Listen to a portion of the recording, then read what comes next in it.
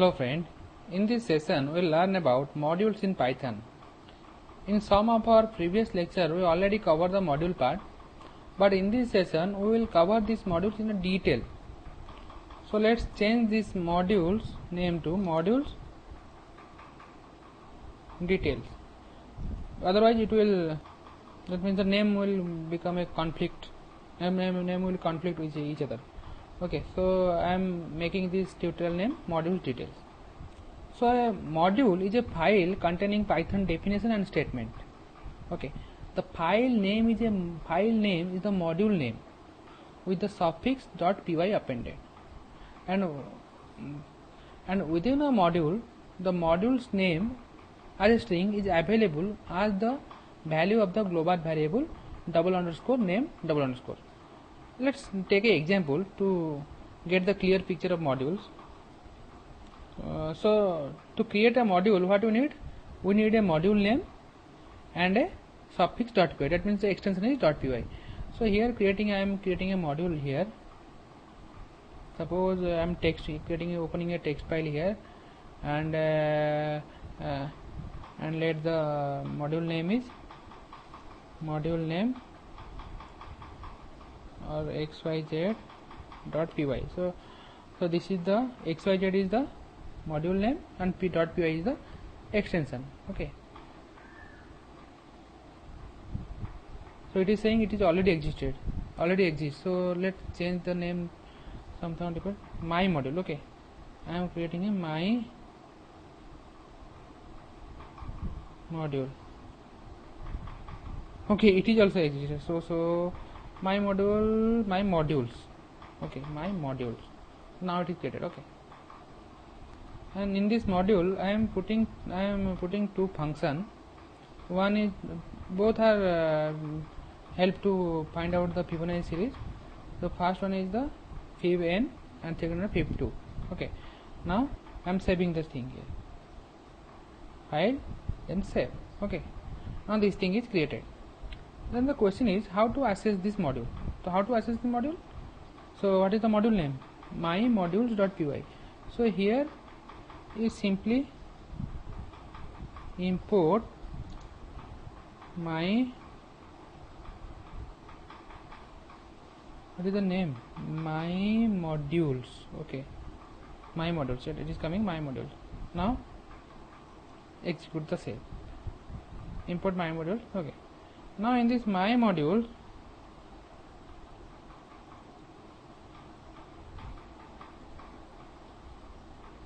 we can call the function of each fib. Okay, then pass the argument here. Suppose the argument is 40 I am passing. Okay, so the Fibonacci series go up to 40, maximum 40. So this will give the Fibonacci series of 40. Similarly, if I want to call the second function, what is the second function? fib_2. Okay, and passing it to 50. This will give me the result 0 to 34. Okay, so this way we can directly call the function or the thing present in the module. If I want to bring only this fib, then how to do? I can from my modules import fib. Simple. Okay, then here in fib we can pass the 50. It will give me result. This way we can import the function available in module, or we can directly import total module itself to your Jupyter Notebook. Okay, this is okay. Suppose there are many functions available in a module, and if you want to import all those functions, let's restart those things. Okay, let's restart those things. Suppose I want to bring all the things available in a module, then how to do? Just delete those things. How to do? From I can write here from my module import star. Star indicate all the things present in all the function, class, variables present in a module. All are imported to our IPython platform. Okay, now it is executed. So if I want to use the function fibo, I can simply pass 40. It is executed. Why not executed? Sorry, fibo is not a function.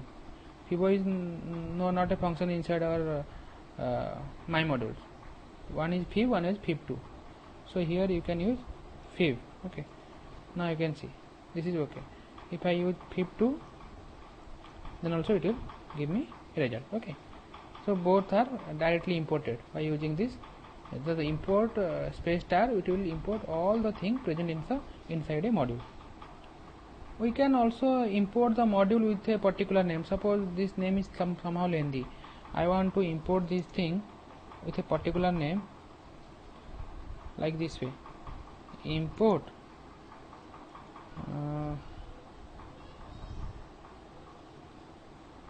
import my modules as mm.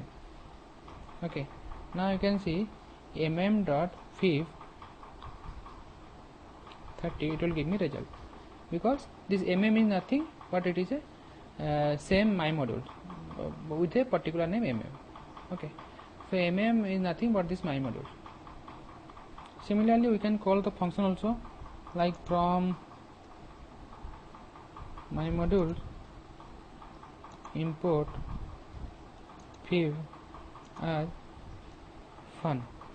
Okay, so now I use the fun 30, will give me the same result, because fun is nothing but the function fib which is imported from my modules. So this is all about module thing. In our next section, and in next session we will learn how to execute a module as a script. For today, thank you.